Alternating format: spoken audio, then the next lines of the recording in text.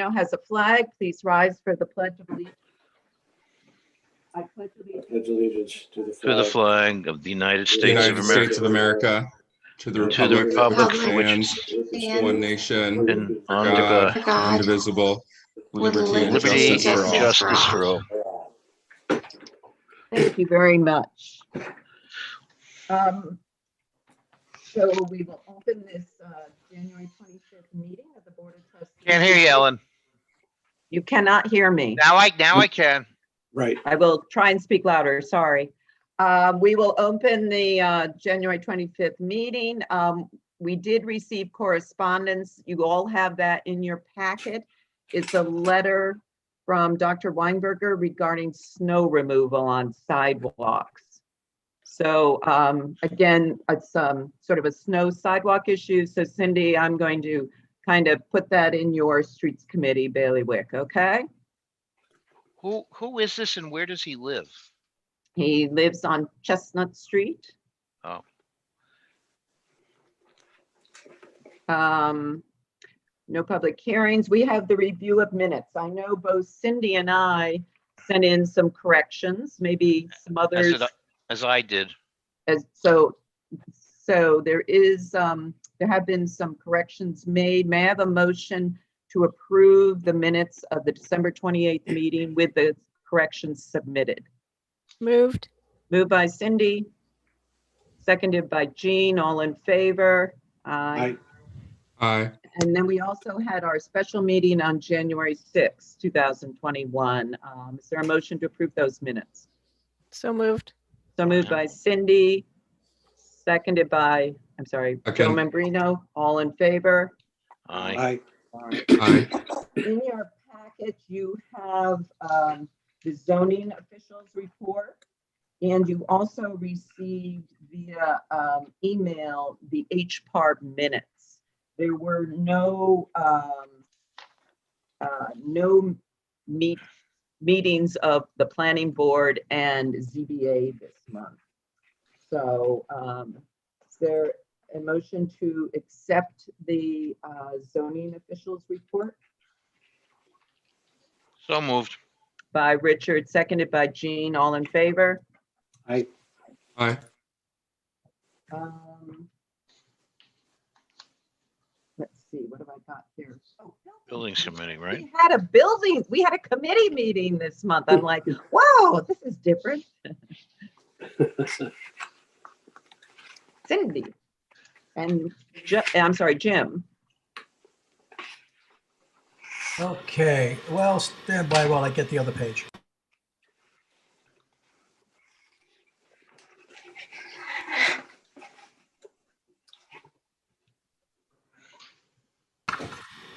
All right.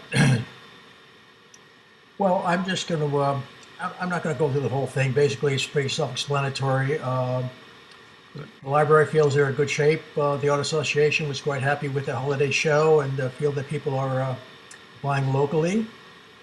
There was discussion about some carpet changes, which I think we're going to get to a little bit later, perhaps, if not now. Little maintenance work. And the elevator, looks like we have to try to see if we can get a residential elevator in that little space. They don't apparently make a commercial elevator that small, and we do not have any more space to make the elevator bigger. So that's being worked on. The big skylight project is still pending. That's a big project, been ongoing for a long time. A little bit of grant work.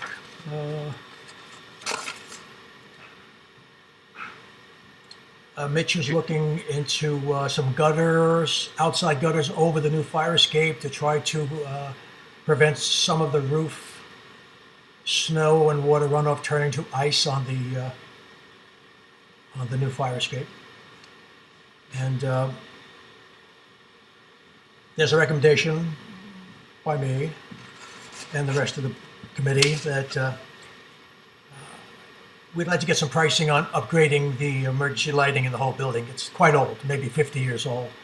And there's so much is new now that it's getting older by the minute. So that we're looking into that. And so that's pretty much it. All right. Are there any questions for the Buildings Committee?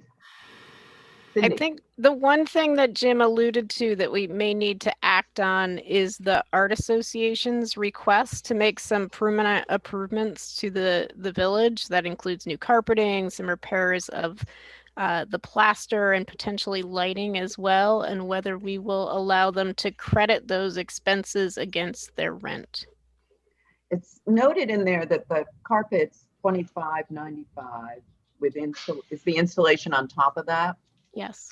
And then do we have a price on the lighting? They did not yet have a price on the lighting nor on the plaster repairs. Well, could we at this point approve the carpeting at least until they sort of can give us an estimate on the other? I understand what you're saying, because basically they want to take it a credit, but if it's, 10,000 of plaster repair, do we want to give a credit? I think we need a bit of a ballpark of a figure. No, I would agree with you. I think the only issue may become that they will want to do the work on the plaster and paint before they replace the carpet. But at least if they knew that we had approved the carpet, that would help them, to better put their finances in order. Okay. Joe? Yeah, I was just curious about this, the point you raised, Ellen, about giving credits for rent. I don't even know what the Art Association's rent is. This is a fairly costly set of repairs. Do we have a policy generally about this? We have a past, past precedent, because in the past, the library has successfully gotten grants, and the Friends of the Library have implemented some improvements, major improvements in the Village Hall, particularly in their spaces, obviously. And we did credit that to their rent. I see. I get the impression that these repairs are just going to be made at our expense.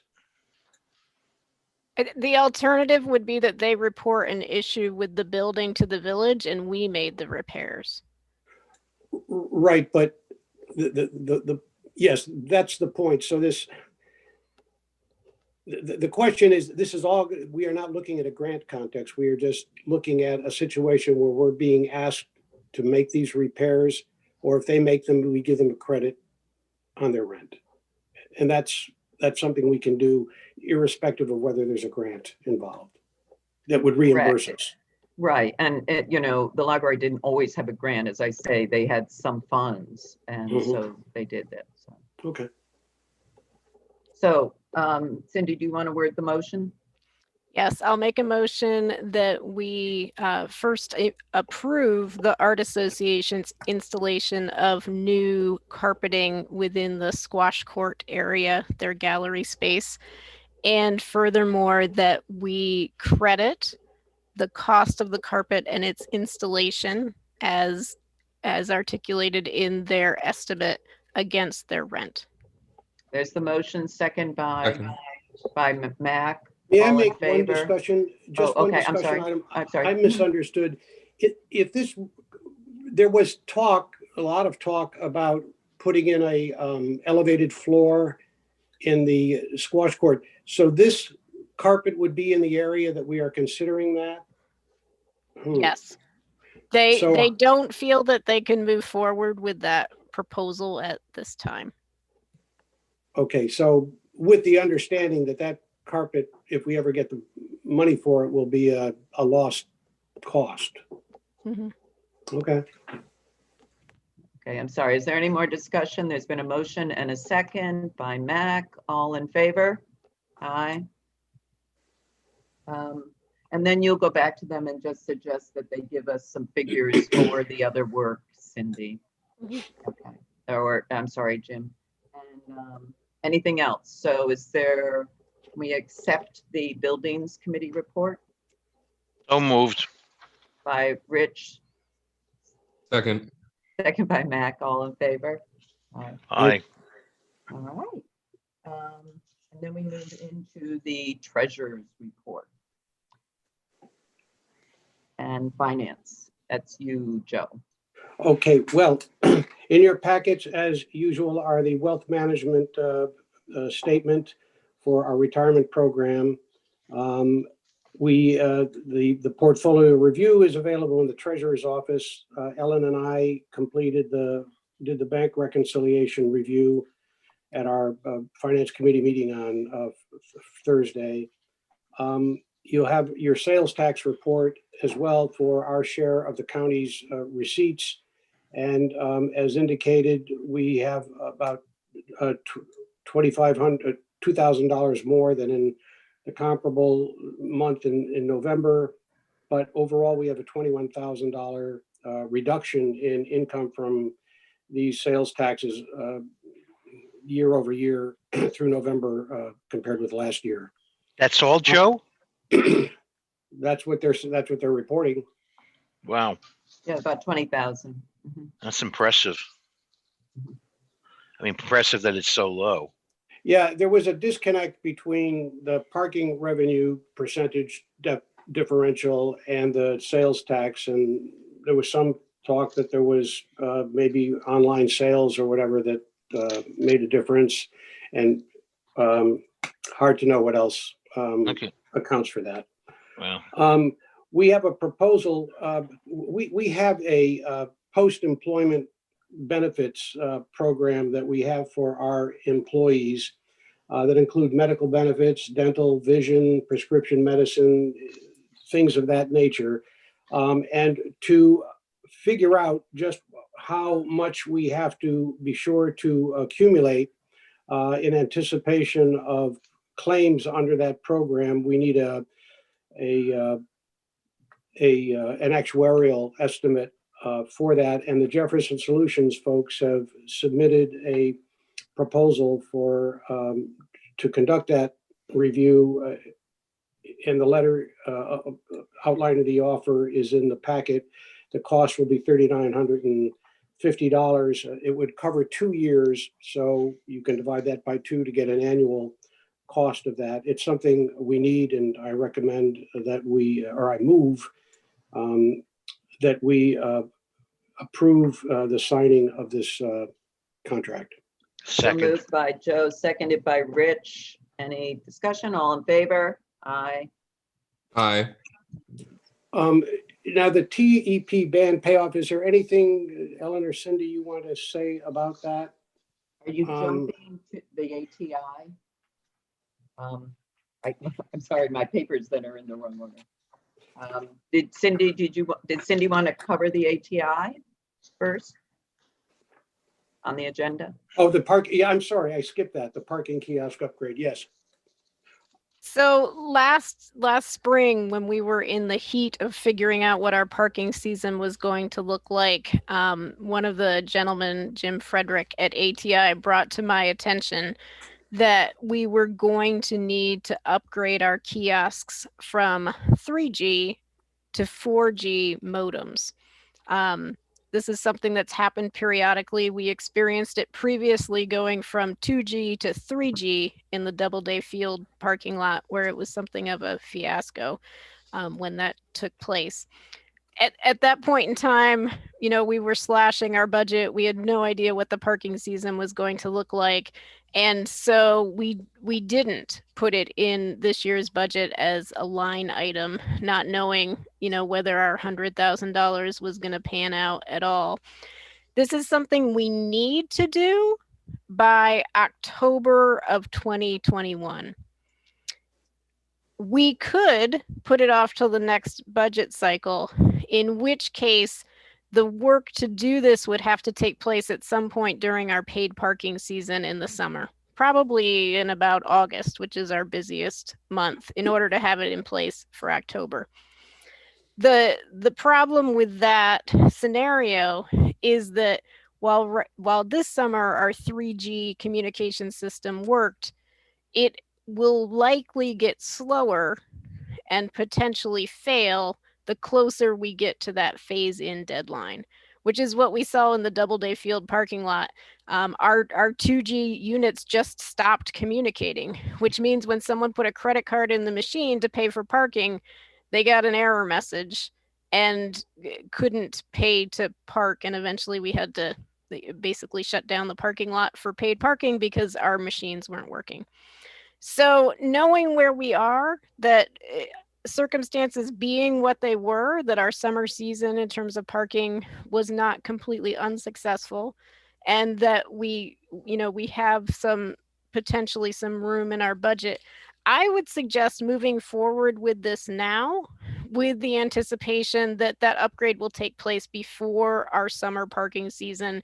We know the kiosk will work, we'll be well in front of the deadline, and we won't have to have people out working on the street in August.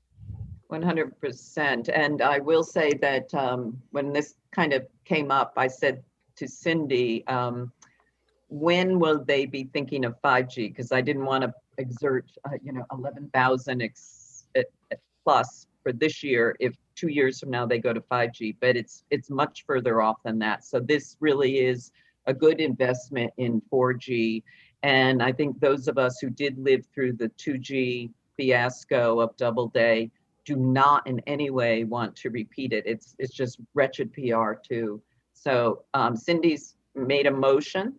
And the funds have been found by Mitch, in the budget. So we will be able to fund this. Is it seconded by Joe? Yeah, I have a question. I'll second it, and then I have a discussion item. Okay. Cindy, so it is seconded. So Cindy, in I guess the email printout that you put in our packet, the $11,081 is for the upgrade, but there are additional costs for this year as well that we will pay to the vendor. We always budget those. Yeah, those are Right. those are in our budget. Right. I just wanted to be sure that this was in addition, that Yes. wasn't the total cost for our parking enterprise No, this year. but this upgrade does have that cost of $11,081. Okay. So the motion's been made and seconded. All in favor, say aye. Aye. Aye. Aye. Yes, so now we are at the TEP ban.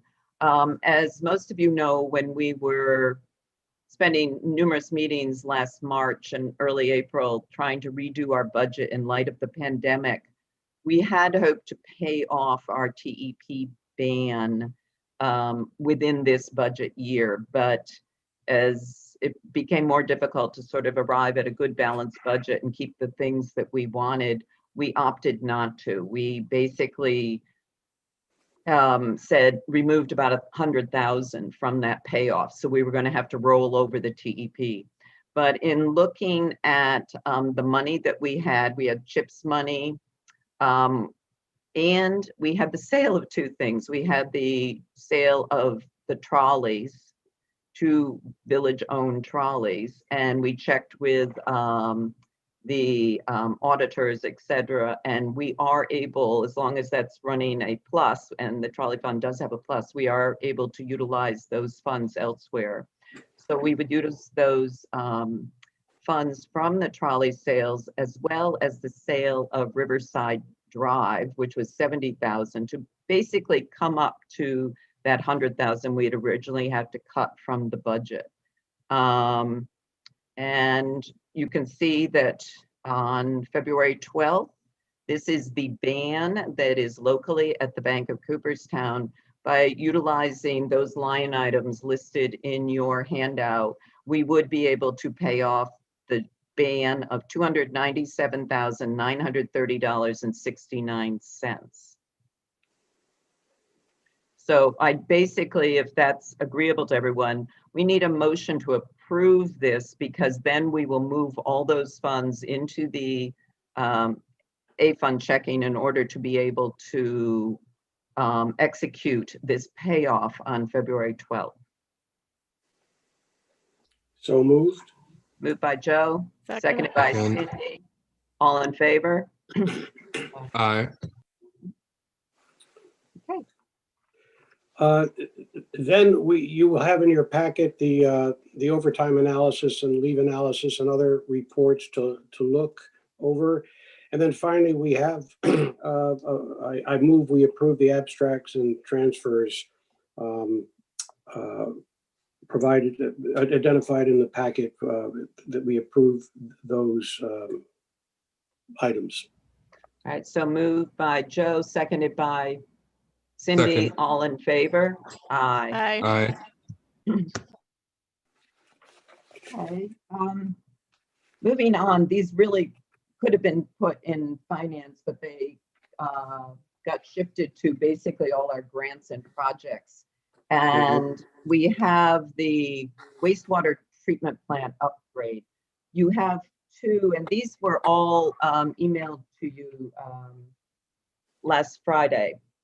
So the first two change orders are for basically Avolio Brothers. The first one is change order number 2 in the amount of. Can't hear you, Ellen. Ellen, Yeah, I have to need speak in. directly. I'm trying to look at the paper at the same time. Sure, Sorry. understood. It's change order number 2 for $178. The second one for Avolio is change order number 3 for lab cabinet work for $408. And Mitch is on the line. Mitch has really been overseeing our wastewater treatment plant project, you know, the bills coming in, et cetera. So if you have any questions on either of those, we could direct them to Mitch. If there are no questions, is there a motion to approve those two change orders? So moved. Moved by Joe, seconded by Cindy. All in favor? Aye. Aye. Then we have two more change orders. We have change order number 5 for Stilsing in the amount of $2,886, and change order number 6 for Eastman in the amount of $537.55. Again, this is all wastewater treatment plant. If you have any questions, Mitch could answer those. If not, is there a motion to approve those two change orders? So moved. Moved by Joe, Second. seconded by Richard. All in favor? Aye. Aye. And then we also, for the wastewater treatment plant project, have a professional services invoice number 50 from Delaware Engineering in the amount of $22,949.39. Is there a motion to approve that? So By moved. Richard, seconded by Joe. All in favor? Aye. Aye. Let's see, where are we now? And then we're kind of launching into the other grant projects. TEP. I don't know, Mitch, if there's been any updates since parts are still back ordered. Any update? No, it looks like no. No, they're still waiting on parts to come in. They talked about ordering a whole new winch system and going that route, but I haven't heard anything else. Okay. I will say that that is, you know, as a project, as you can see, we do have funds in our account because we still have not done the final payments on to the main contractor on that while we're awaiting some of this final work. There is a DASNY grant that we have submitted all the paperwork for the TEP project on that DASNY grant. It's basically sidewalks and transportation. It's for $100,000. And at this point, we think we've moved it along. We'll keep checking back in. As mentioned previously, in the current state of New York State fiscal matters, all we can do is get it to the point where the floodgates might potentially open. But at this point, there will be no funding on any of these grants until there's some resolution on the state level of the fiscal situation. Doubleday Field, we had a sale last week of the ban. As you know, we had taken a ban last January. These are for 1 year. So there was a sale, again, financing the original 5.8 million for the Doubleday project. The sale took place on the 21st. We're expecting those proceeds to be wired to our bank this Wednesday. And it was actually the same financier as who had it last year, Jeffries. But we got a much better rate. I was excited last year when it was 1.75%. We now have a 1% rate with a $38,869 premium, which means that of the potential total interest costs for this year of basically $58,000, we will only have a net interest cost of $19,311. So this is just incredibly good financing for the Doubleday project. And again, we know we have about $5 million in grants for this project, but again, they won't be forthcoming until there's a better fiscal fortune on the part of New York State. But very good news on our ban. I do have, and you received this via email too, the payment to Delaware Engineering for Doubleday Field professional services, invoice number 3, in the amount of $36,052.50. Is there a motion? Made by Cindy, seconded by Second. Jim. All in favor? Aye. Aye. Let's see. I know that everyone's sort of been working on the other projects there. Mitch can probably give you an update on the Grove Street Culvert project and the Skylight project. As of now, Grove Street DEC is still waiting to hear when they can move forward with new contracts, if and when. So that's still up in the air right now. Cindy, you might be able to chime in better about the Skylight. Jenna has submitted all of the paperwork that is needed for the overall contract for the Skylight grant. So we are waiting for that to move forward. And our architects have submitted the bid specifications as well as the drawings for final approval by the State Historic Preservation Office. Yeah, it's very exciting. Our grant administrator with Parks, Jean Engelhoff, has indicated that they're hoping that the master contract for that project will be available for signature in early February. And once we have that, we can go to bid. Let's see. Downtown Wi-Fi project. There has been some movement on that. I had reported last time that all the documents seem to be in place. That is an ESD grant project, and that project, we did receive a new grant disbursement agreement because that was about to expire. So it's been extended again, and everything is ready to go. I reached out to Midtel, which is doing the project, and they had already made connections with the Hall of Fame, which is where a lot of this equipment, the router, et cetera, will be based. And then it'll come out from the Hall of Fame to the units on our lampposts. So they expect by the end of February to have all that equipment in place, and we would then move into sort of the construction point where they're attaching the units on our streets, lampposts. And at that point, they'll come back to the village because obviously we'll be approving that, and they'll be working closely with Mitch on that. So that's one. I don't know, Cindy, how many years has this been?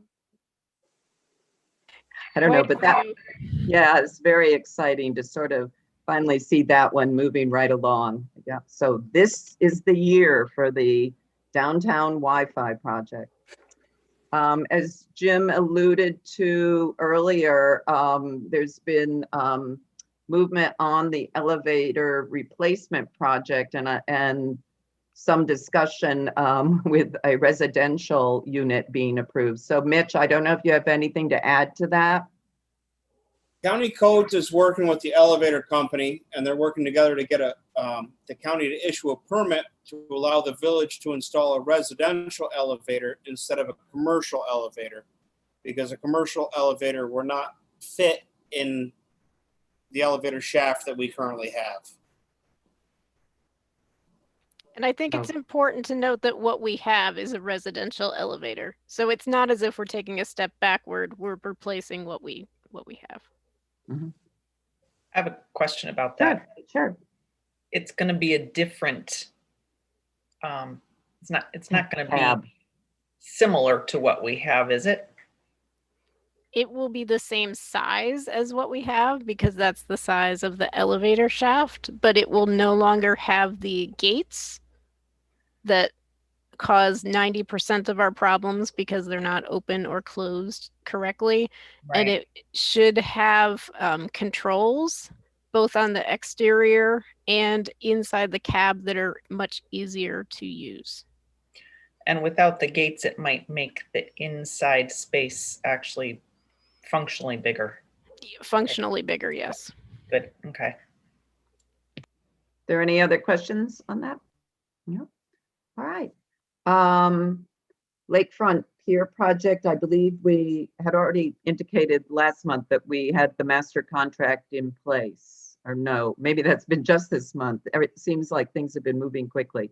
So yes, the master contract for the Lakefront Pier project was put into the Gatesway. We did go in and electronically sign that. And now we're kind of just having discussions on moving forward on that. So hopefully within the next few weeks, that one, the floodgates will have opened on that one and we'll be able to move forward, Jean. Oh, go ahead, Gene, sorry.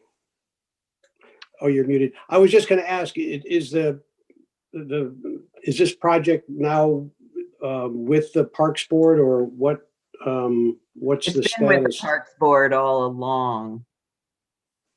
And what does a contract milestone mean as a practical matter for us? I don't know what a contract milestone. Well, I mean, the would fact mean. that we now have this contract, which we didn't have. So that's been It approved. means we will be able to work further on a potential design. Okay. Thanks. Yeah, it essentially, I think we didn't realize that that had to be wholly in place before we could have moved forward at all. So the Parks Board we inadvertently jumped the gun probably. I see. Okay, thanks. That is that. All right, moving on, we have some new business. We have a village election inspector resolution that needs to be approved. It's in your packet. Motion by So Joe moved. and seconded by Mac to approve that. All in favor? Aye. Aye. And I guess Mitch and Cindy have some discussion of increasing the banner permit application fee. Mitch, you want to go ahead on this one?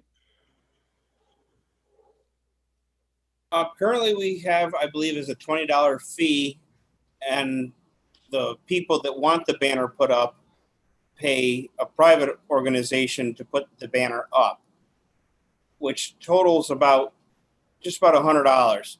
So if we were going to do it, it eliminates the private organization to put the banner up. So I think we should up the price to $100 if we were going to be the ones installing the banner. Well, then we have I'm sorry. then we have a fee, we have a banner, a permit fee, and then we have an installation cost. Yeah, that's correct. Correct. So it'd be a $25 fee with a $75 installation fee. So moved. All right, and seconded by Joe. Any other discussion? All in favor? Aye. All right. And now you need to authorize me to sign the contract with the Otsego County Board of Elections for the March 16th, 2021 village election, the use of their voting machine and support staff for election day. So moved. Moved by Max, seconded by Jean. All in favor? Aye. Budget requests are due from our departments by January 29th, basically the end of this month. We need to schedule some work sessions in probably February, early March, so that we could have a tentative in place. I don't know. I think it's a little confusing to do this now via Zoom, trying to come up with some dates. So why don't we have, the treasurer, et cetera, put together some potential times when it'd be workable for her in the evening as well as us. And, we'll set up the one that most can get to. If not everyone can make every single meeting, it's not the end of the world, but we'll be working through several budget meetings to put the budget together for the tentative to be ready by March 20th. Does that work for everyone to kind of do it that way? Sure. Deposit out some ideas. Yeah. Why don't we do that way? We do have the Board of Assessment Review for the village, and grievance night is set for February 16th. That's a Tuesday night. And last year, I believe we did this the 4 to 8, which worked so much better than the 6 to 10 that it used to be, or something ridiculous like that. But it has to be 4 consecutive hours, and you need to be there for the 4. So we have to have a quorum. So can I just have a show of hands of how many think they would be available on February 16th for grievance night? Are you talking in person or on Zoom? The thing is, like Probably has to last be in year, person. I think it's probably got to be a little bit of socially distanced in the ballroom presence, because I know last year we had walk-ins, at the last minute. I think that might be a little more difficult, and they basically quickly sat down and filled out their paperwork then. So I do want to be as accommodating on a tax issue as possible. So I would see this as a socially distanced grievance night in the ballroom. Some of the applications just come in and that's that, but I know that did happen last year, that we had someone come in at the last minute. So again, how many do we have a quorum? Okay, it looks like we have at least 4. All right. Cindy, you're away? I teach on Tuesday evenings, Oh. and as I recall, you can't come to part of this. I mean, I could come from 4 to 5, but I don't think that works. Yeah. Okay. All right. There we go. So what do we got now? Oh, That's it. no, we have one more. As I mentioned, it was in the minutes of our December meeting. We sadly accepted our deputy clerk, Pat Winter's resignation.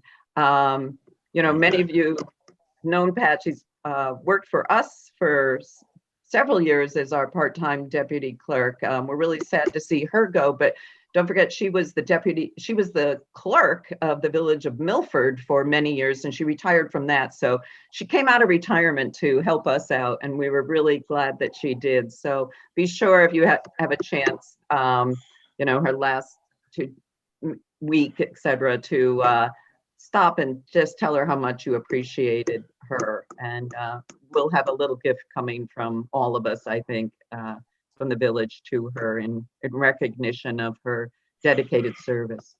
So knowing that the end of the month was coming, we did advertise, and those of you who, we all got behind the Facebook page will be happy to know that it was the Facebook page, I think, where we got most of our potential applicants. We did advertise, in the penny saver and all the legal notices that we're legally required to do, et cetera. But when we asked the candidates, they all indicated it was Facebook. We interviewed, and we being Jenna and finance personnel, Joe made it last week. We interviewed 5 candidates. They were all, I shall say, very good candidates. So this was actually kind of a hard decision, but one really sort of stood out.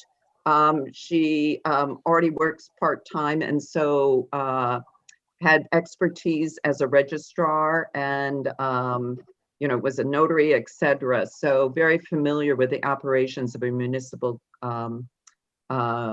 township and village. So with that, the personnel and finance recommends that we hire part-time, this is 20 hours a week, Andrea Vasquez at $21 an hour. So moved. Moved by Richard, Second. seconded by Mac, all in favor? Aye. Aye. All right, I think that is it, unless there's anything else. No, we set a record. We did, what is it? What time? Oh, wow. We're 43 minutes into this. And we even had a committee report. Okay, so as you see, the upcoming meetings, please, I know that, Jenna, did you get everybody who said that they thought they could make the grievance night? Did you get the quorum of 4? I only saw McGuire Benton and James Dean raise their hand. I didn't see the rest. Joe, can, No. And Me and Cindy said no. Yeah. Okay. That's it. And I perfect. was I was a little on the fence. Did you get me? Yep, I had James Dean and McGuire Benton, and now Joe Marino and Ellen. Yeah, Perfect. yeah. And Jean said, right? Are you a no, Jean? Jean's a 2, you had her, right? Okay, so yeah, Yes. we definitely got the number we need. And again, for budget workshops, we will email that around and come up with some dates, and hopefully that work for most of us. And I think that might be the easiest way to do that. And our next Board of Trustee meeting would be February 22nd at 6:30. Is there a consensus we would like to stay virtual? I Yes. think so. Yes, it seems to be the consensus. Okay, so that one will be virtual. All right, if there's nothing else. Oh, I'm sorry, Jean. Our budget meetings, will they be virtual? We managed to do those last year, if you recall. Certainly the ones in April, Yep. when we had to quickly revise that, we managed to do it virtually. we'll I do- think we're comfortable doing that if everyone wants to do it that way. Yep. I mean, we all have our packets in front of us and we sit and talk. We're around a table here. So the budget meetings will be virtual as well. Okay, all right. If there's nothing else, I adjourn the meeting in record time. Thank you. Thank you all. Great. Thanks all. Good Thank Thank night. you. Good night. Good Thank seeing you all. Thank you, Have a good Jenna. night. Yes.